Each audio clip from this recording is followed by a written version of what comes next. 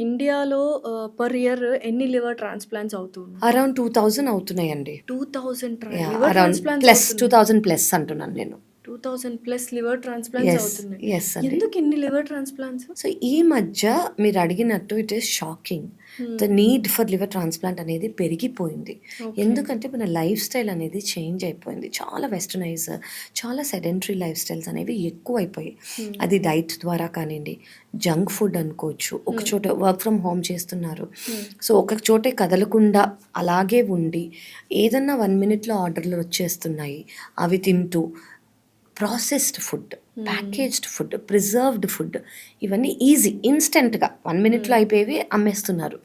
వాటిలో ఉండే షుగర్స్ చూడట్లేదు. వాటిలో ఉన్న సాల్ట్స్ చూడట్లేదు. వాటిలో ఉన్న అడిటివ్స్ అండ్ ప్రిజర్వేటివ్స్ చూడట్లేదు.